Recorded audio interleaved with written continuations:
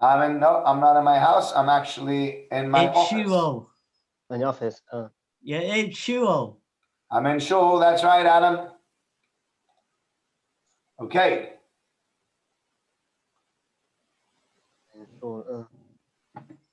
We are now live on Facebook. We are also live on Zoom. And most importantly, we're live on TorahAnytime.com. Thank you very much to TorahAnytime.com for hosting tonight's share and so much other great Torah content.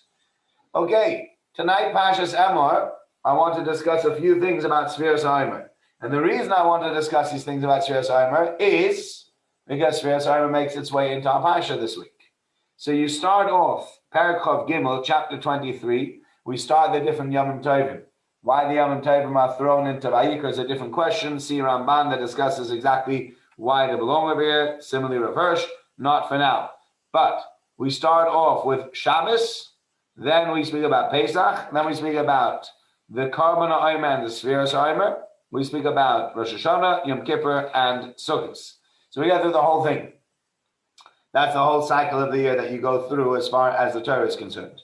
So after Pesach, right away we speak about what's the Karban HaOmer. So let's just discuss the Karban HaOmer, the offering that was brought, before we even get into the Sfiras HaOmer, the counting that was done from the day that you brought the Omer. So let's go through it.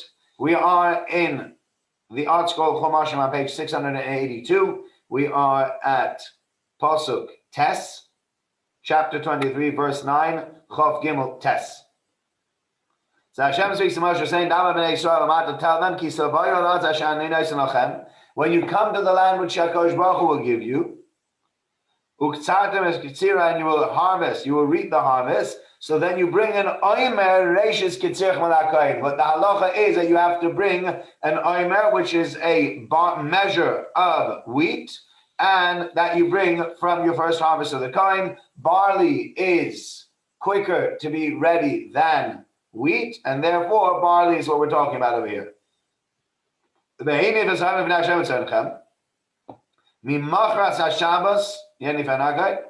The Kohen takes this omer, the certain amount of wheat from you, and he waves it around. The day after the Shabbos, which we'll see means Yom Tov, he waves it. And then on the day you bring the omer, you bring certain offerings. And the last thing that he says in verse 14, very important halacha, this is discussed about whether this is still relevant for nowadays. And many of the poskim say, yes, it is relevant for nowadays, although there are those that are making, there are those that are a little bit less stringent, those that are more easy going on the halacha in this specific instance. Nevertheless, there are plenty of people that say nowadays there's no real excuse, especially because nowadays we have production dates. It's not a question. You know what was brought and what wasn't brought. So the halacha is, you're not allowed to eat any bread, roasted kernels, or plum kernels until that very day. Till you bring this carbon, all the newly rooted wheat, the wheat that has become rooted in during that time, is all going to be forbidden until you bring this carbon. And this is an eternal decree for your generations wherever you live. So that's the halacha called chodosh. Chodosh is also in Torah, means that if you have any wheat that has taken root after the second day of Pesach in 1 year, you cannot partake from that wheat until the next year the carbon omer, the offering of the omer, has been brought. And so therefore, it depends what kind of country you live in. In this country, it's very, very different to the way it is in other countries, or in Eretz Yisrael specifically. In Eretz Yisrael, they plant the wheat in the winter and they harvest it in the spring and early summer. Whereas here, they still have the wheat in for a long time and they plant the wheat. You also have winter crops. Sometimes you have late summer or winter crops. You would plant wheat later on. And the wheat that grows from that batch of wheat is forbidden to get any benefit from it. Well, not benefit. You're not allowed to eat it. Benefit you can get from it. You're not allowed to eat it until after the next year, the second day Pesach. So that's this halacha he brings. And then he says, now we have a new halacha that from that day where you bring the carbon omer, from the day you bring the Omer offering, you should count for yourself 7 whole weeks until the 50th day you count, and then you bring a new korban to HaKadosh Baruch Hu from the new wheat, and that is a chometz korban. Most korbanos, Klein was marked this here. Most offerings that are made out of wheat, that are made out of flour, are matzah, are made out of non-chometz items. And here, this specifically is a chometz item. And you bring these different korbanos, and then that is the day of Shavuos. Shavuos is actually, doesn't have a date in the Torah, but rather Shavuos is the 50th day of counting the Omer. So there are a lot of different ideas that we can bring out over here. And let's start with the following idea. This is the first idea that I wanted to mention, which is an idea that Rav Hirsch brings. So Rav Hirsch says, many nations look for independence and they look for freedom. That is, when you talk to a nation, what is their eternal dream? Most nations that you have, the eternal dream is to have freedom. First of all, you don't want to be under anybody. You want to be able to make your own decisions. And then you also want independence. You don't want to be dependent on anybody else. So Michael, for your wife sitting right next to you, Scottish independence, right? Scotland, we're always looking at, that's always a discussion. Scotland wants to be independent, does not want to be independent. Do you want to have a Scotland that's going to be part of the Union and not part of the Union? Okay, let's not get into the whole discussion. But a lot of people in Scotland feel that they want this independence because the independence will mean that they can make their own decisions, they can make their own laws, they can have their own emancipation. So Scotland wants that, and many other countries and many other nations look forward to that. And Pesach is really the time that symbolizes our freedom and symbolizes our independence. Because as a nation, we were enslaved by Pharaoh. We really didn't stand much of a chance. And suddenly HaKadosh Baruch Hu took us out of the land of Egypt, and he emancipated us and he freed us, and he gave us more or less independence.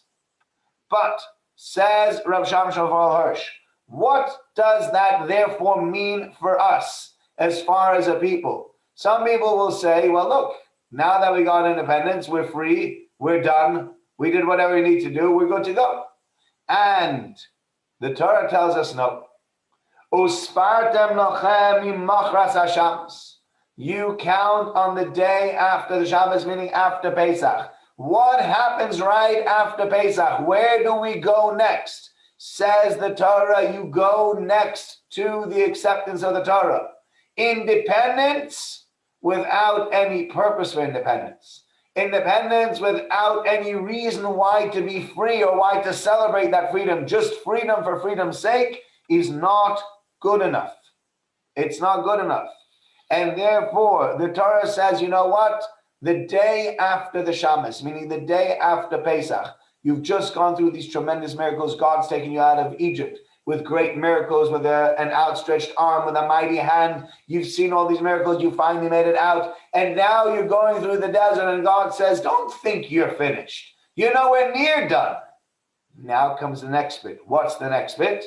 The next bit is counting up to the Sfiras Omer. It's counting towards the days where God is going to give us the Torah, because just to celebrate freedom without a purpose is in and of itself flawed. We don't, as Jewish people, celebrate freedom for freedom's purpose. And therefore, says the Torah, count on the next after Shabbos, from the day you bring the Karban Ha'omer, Shema Shabbosos Temimos Tiena. You need to count 7 whole weeks. Okay? That's point number 1. Now, point number 2. Here is an interesting fact that many people probably know, but some people don't know. And that is, if you look at Easter, you will find that, you have Friday and then you have on a Sunday, and your Pentecost always comes out on Sunday. You have certain non-Jewish holidays that always come out on a Sunday. Now, why do these holidays always come out on a Sunday? The answer is, it's based on this week's pasuk. Usfartem lochem, you should count for yourself, mi mochras haShabbos, on the day after Shabbos. Well, what is the day after Shabbos? The day after Shabbos, in my books, is Sunday.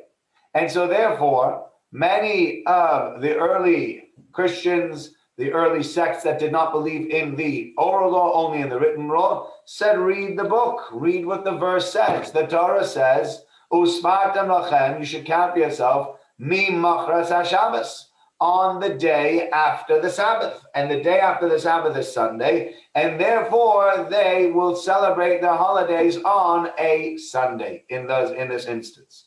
So what do we say? We say Shabbos doesn't mean Shabbos. In this instance specifically, Shabbos means Yom Tov, and the Torah is telling us you should count for yourself from the day after the first day Yom Tov, Sheva Shabbos Timimus Tiana. From there you count 7 whole weeks.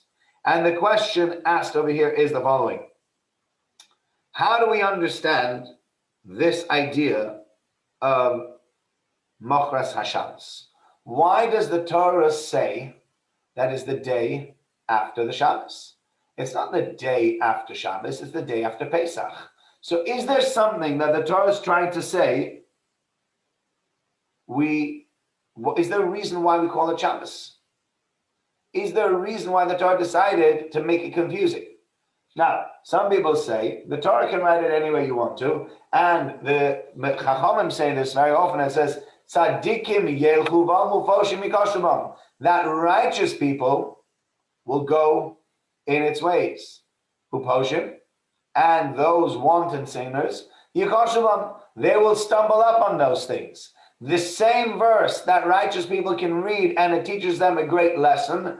People who are not as righteous, who don't know how to listen in to the Chachamim, will read the same verse and make mistakes. You say, yeah, but why did you write it like that? We write it any way we want to because we have Chazal, we have an oral tradition. If you don't want to listen to oral tradition when you do your own thing, you can do your own thing, but that's not how it goes. So it says, you count yourself on the day after the Shabbos. Right? And what do you count?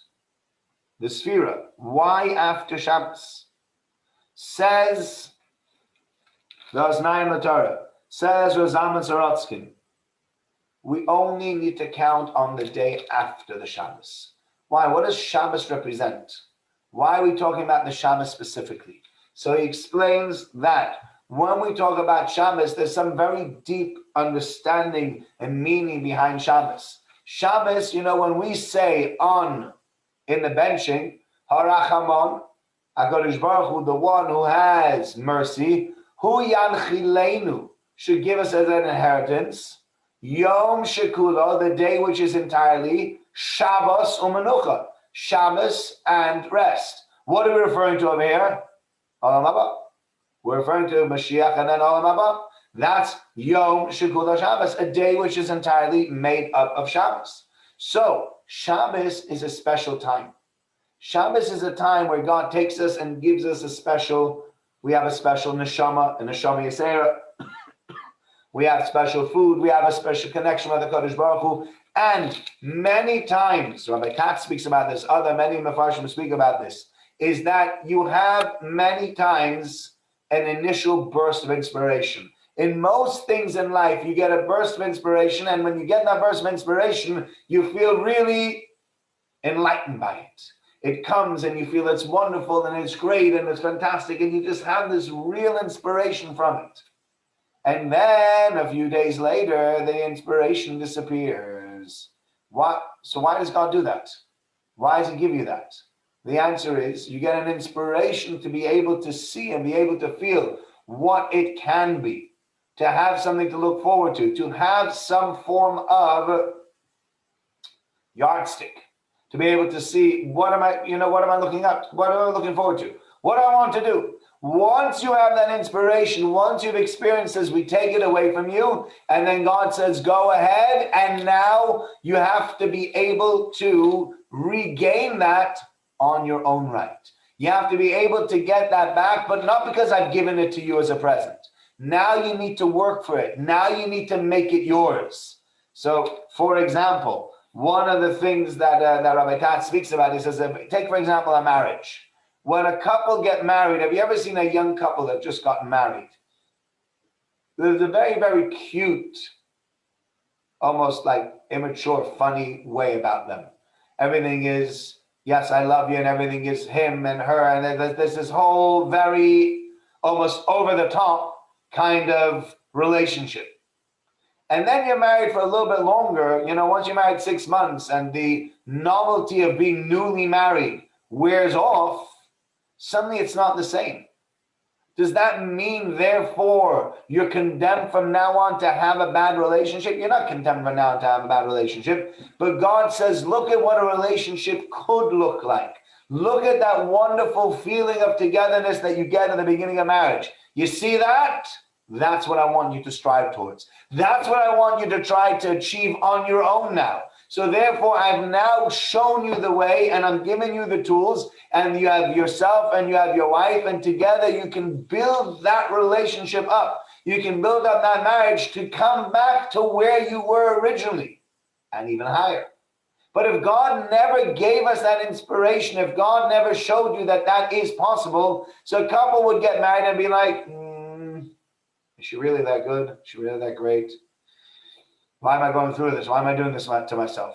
You have to have that initial burst of inspiration. You have to have that feeling of wow, so that you say, this is a wow factor that I want to keep, that I want to hold on to. And then God says, great, you can keep it and you can hold on to it. All you have to do now is you have to work for it and make it your own, rather than just mooching off the fact that it exists. So that's part one of this. So he says the same way that exists in a marriage, it exists between HaKadosh Baruch Hu and the Jews as well. HaKadosh Baruch Hu takes the Jewish people out of Egypt with a great amount of miracles and signs, etc., etc. And then where do the Jewish people go immediately after they leave Egypt? They go into the desert. Now, the reason they go into the desert is because God now has shown them the light and said, okay, your turn. Now you need to take those steps towards me. And that's what Sfiras HaOmer is. Sfiras HaOmer is a day where these are 49 days where we are supposed to be taking those steps towards HaKadosh Baruch Hu. We're supposed to be taking those steps towards God. So, and as we continue to take those steps towards God, as we continue getting closer and closer, by the time you hit 49 and 50, you feel that closeness to God similar to the closeness that you felt when God took you out of Egypt. But this time, it's yours. This time it's not some kind of magic show where God just bestows you that. This time it really belongs to you. There are two ways of making a lot of money. You could win it or you could earn it. Some people inherit or win a lot of money. When you inherit a lot of money or when you win a lot of money, it doesn't mean much to you. It doesn't have the same feeling. You bought a lottery ticket, just through your luck, you came up with 100 million pounds. Wonderful. I'm so happy for you. But what did you have to do to earn that 100 million pounds? Nothing. Absolutely diddly squat. And therefore, you will watch people squander that money in a great way. Somebody even told me, I remember hearing this from someone, a lady that we once stayed by, she said that her son was a doctor to some of these oil billionaires. He was a very, I guess, very good, prominent doctor. And he used to travel along with some of these oil billionaires. And he says one time he was with these guys in Monte Carlo. And one of these guys pulled out a wad of bills, handed him 10,000 euros. They went to casino and he handed him this 10,000 euros to this doctor, this woman's son. And he says, go ahead, lose the money. Enjoy yourself tonight. And he's like, can I keep it? They're like, no, that's not what we gave it to you for. Come on, you can play. You can lose it on the thing. See if you can win something. If you don't win something, you lose it. That's absolutely fine. Now, who walks into a casino and hands somebody 10 grand and says, go ahead and lose it? Nobody, or almost nobody. But they said the money that you make is so easy. When you have oil is a very easy thing to be able to, it comes out, you dig for it, it comes out of the ground, you sell it on, it's brilliant. Everybody needs oil. We need crude oil for all sorts of things, to make plastic and for diesel and for regular petrol. It's brilliant. It's great. But because these people have not spent a lot of time making their money. They've not had to work for it. There's been no grit involved in making this money. It's just come out of the earth in the form of black dirt.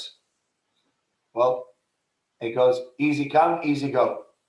The same people that get it so, the same people, if you were to take them, if they started off a business and they had to graft and they had to work and they had to schwitz and they had to hustle and they had to make that money pound by pound, one call after another call, and one property after another property, or one investment after another investment, and one deal after another deal, and slowly but surely you build yourself up, and now you have it.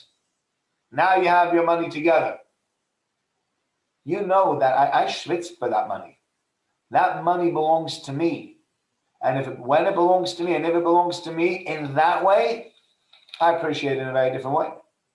And HaKadosh Baruch Hu actually has created us in this world in a way where we need to actually schwitz to be able to get our proper reward in the world to come. Clive, you remember this? The guy with the casino? Yeah, from Rabbi Goodman's share. Yeah? So he has the guy, no, I'm sorry, not the guy with the casino. The guy with the postcard. The guy who gets the lottery through the post. He didn't win it, and he goes onto this big yacht. And the guy, he's hanging out with all the billionaires, and everybody says, this guy doesn't belong here. Yeah? Everybody feels this guy doesn't belong here. You know why? Because he doesn't. Because he's not really the same kind of millionaire. Somebody slipped him a lottery ticket. He didn't even buy the lottery ticket. Somebody just slipped him that lottery ticket, and he won millions and millions of pounds. And so therefore the Torah says, Kodesh Baruch says, I want you to have worked for your Olam Haba. I want you to have worked for what you get. And therefore we worked, the same thing happened. We had Shabbos, we had that inspiration from HaKadosh Baruch Hu, and then the day after that inspiration, God says, okay, now make it your own. Now come forward and graft and work hard and make your way towards Har Sinai. You got 49 days, and in those 49 days, you'll see you will grow, you will become a different nation, and you'll be ready to accept the Torah in that way. That's what Kodesh Baruch Hu says. So, you have over here also, Usvarta Nochem Mimachas HaShabbos. Why do we have to count the day after Shabbos? The point that's being made over here is the following. It's the day after this Shabbos. Shabbos is a day with close to the HaKadosh Baruch Hu where you feel really connected. The day after that Shabbos, once you've actually finished, you've come to the realization that, hey, now it's the day, it's the next day. We don't have that anymore. Only after the feeling of Shabbos has gone, when Yom Tov is described as Shabbos, a day that we spend together with HaKadosh Baruch Hu, that Mimachas HaShabbos, the day after that, that's when you need to start worrying. That's when you need to start working, and that's when you need to start counting. And so therefore the count is not Mimachas HaYom Tov, Mimachas HaChag, but rather Mimachas HaShabbos, because the first day of Yom Tov is being referred to as Shabbos because of the levels that were achieved on that first day of Yom Tov, that therefore allowed the Jewish people to realize what was possible. And we call it Machas HaShabbos for that reason. Okay, we move on now to another two ideas. Rav Yaakov Kamenetsky says a beautiful idea within this week's Seder. Many of us know that there is the story of the 12,000 pairs of Talmidim, the 24,000 Talmidim of Rabbi Akiva. Rabbi Akiva had 12,000 pairs of Talmidim from this place from Givas to Antiphras. These are the places. And they all died within this time of Esrei Emor because they did not treat each other properly. We had recently a pandemic, and sadly here in the UK, we were losing about 1,000 people a day. So if you think about it, that was the amount of people that Rabbi Akiva had. Rabbi Akiva had 24,000 students, and over 33 days, he lost 24,000 students. He was losing them at the rate of about 850 students a day over 33 days. That is a crazy amount of students to lose. And as we know, that's a crazy amount of people to die. When numbers were that high, you saw we were in serious lockdown when the numbers were at 850 to 1,000 people a day. And that is what happens to Rabbi Akiva. And it says, why did they all die? What does that mean? Because they didn't give each other the right respect. And therefore, so they didn't treat each other respectfully. I must tell you that I've had lots of people that I have disrespected as a child when I was a student, and I know that lots of people disrespect me or disrespect other Rabbonim, and so this disrespect thing happens all the time. But we never see 24,000 people dropping dead because of it. And yet over here we have Rabbi Akiva's Talmidim, Rabbi Akiva's 24,000 students, and they all die. Why? Because they didn't give each other the proper respect. So how do we understand this idea that they didn't give each other the proper respect? So explains the Emes Yaakov, says of Yaakov Kamenetsky. If there is something that you love to do, you can never get enough of it. There's always time for another one. If there's something that you don't love so much, so, you'll often find excuses why not to do it. So let's say somebody loves his football team. Yeah, let's give you an example. Whatever the football team is, Adam, it's Manchester United, right? It's Man United. No, I'm just kidding with you. Of course, it's Man City. That's for Michael as well. Whatever. I'm not really much of a fan, but that was just my little joke with you, Adam. Yeah, I know you're a City fan. Yeah. So you have Manchester City, and they're playing 3 games a week now. They're playing a crazy amount. They're playing Champions League, and they're playing Premier League, and they're playing Carabao Cup, and they're playing the FA Cup, whatever it is they're playing, and they're hoping to get this quadruple, whatever it is. And you watch them once, and then you say, oh, 2 days later is another game. I'll watch them on Sunday night. I don't know. No, you want to watch them again. And comes Thursday night, they're playing another game, or Motzei Shabbos, they're playing another game. You'll watch that game as well. And even though each game is 90 minutes, or it takes almost 2 hours to watch the whole thing, you watched one, and you watch the second one, and you watch the third one. If there was a fourth one, you'd watch the fourth one also, as long as you can make the time for it. You love it, right? That's a real fan. People that are not real fans, they'll be like, all right, whatever, I watched on Sunday night, I watched the football match. I don't need to watch another one. How many football matches do I have to watch? Don't drive me crazy. Yeah? So that's the difference between somebody who loves the sport and somebody who just likes it. The same is true for Torah, right? We'd rather watch you. Thank you very much, Michael. They're playing now, aren't they? Are they playing, or is it only Chelsea and Real Madrid are playing? They're playing tomorrow night. That doesn't really prove anything. It's not your team, Michael. Okay, whatever. We'll laugh about it anyway. Let's see what happens next time. Anyway, so you have the chance to watch your team. You won't give up on it. You have the chance to learn something, the same thing. Let's say, if I love Torah and you come to me and you say to me, Rabbi, I heard a beautiful thought. Can I share this Torah thought with you? If I say to you, do you know what? Not now. No, I'm busy. I'm doing other stuff. Then you know that I'm not really that interested. If I drop everything that I'm doing at the drop of a hat, and I say, really? You have something you want to share with me? You have a Torah thought to share with me? Please, I'd love to hear what you have to say. And I focus in on what you have to say. What does that show? A, it shows that I respect you. But B, it also shows that I love the Torah. And even if I didn't respect you, but if I wanted to hear what you had to say as far as Torah was concerned, because I love the Torah, if you came and said, I have... I know some people, they do business with other people that they don't really like. Happens. You got to do business with certain suppliers, you don't like the supplier. So why do you do business with a supplier that you don't like? Why would you do that? What's the answer? Money. We love money. And therefore you say, this guy supplies me something that I can sell. And whilst I don't like him personally, I do believe that I still stand to make a lot of money in working with him, and so therefore I am going to let my hard feelings of this guy go so that I can earn money. Does that mean I like him? Nope, I don't like it.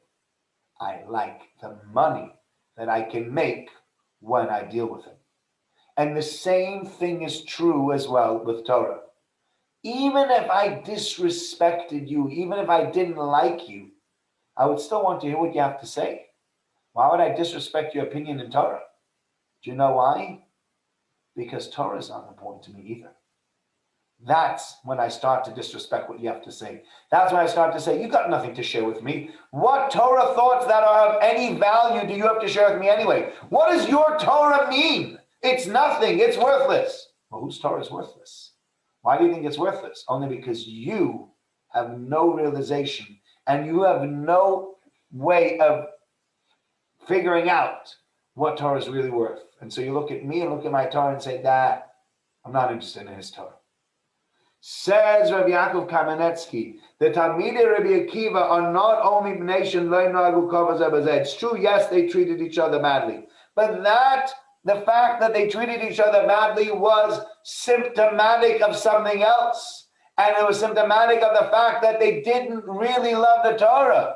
And you cannot be the next link in the chain to pass on the tradition when you don't love it.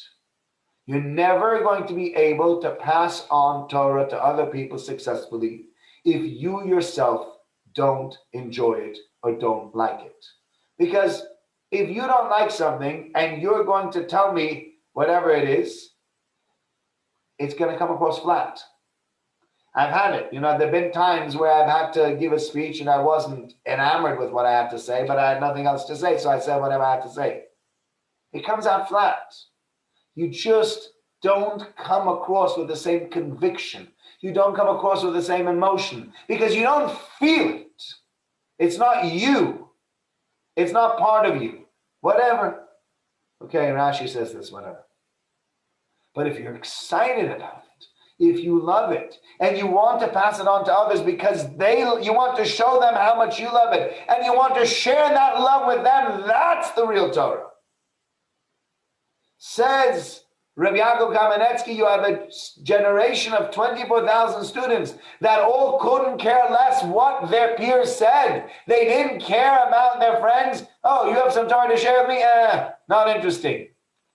That's symptomatic of the fact that they don't care about the Torah. Not only do they not care about their friends, they don't care about the Torah either. So to have an entire generation of the tradition being passed on by a whole bunch of people that couldn't care less is worthless.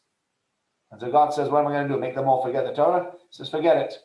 We're going to start over again. Rabbi Akiva, very, very sorry, but this generation of students is not going to be the next link in the chain. We need to move to other people. We need to get people that love this. We need to get people that live this. And we need to get people that give respect to each other and want to hear what each person on the other side has to say because they love the subject matter. They want to learn it.